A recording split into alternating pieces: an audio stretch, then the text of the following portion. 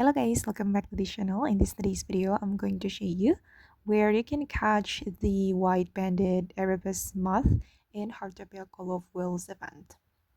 Okay, let's get into it guys. This is one of the insects from the Call of Whales event in Heartopia, and I'm going to show you the location where you can catch this insect.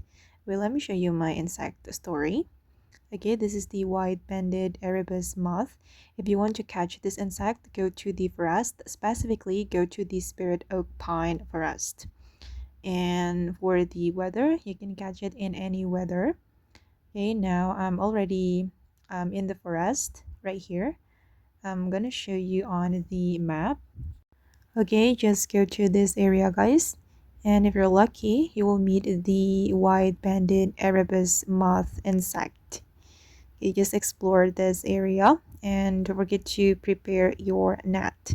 And you can only catch this insect during the Call of Whales event. If the event is over, you won't see this insect anymore.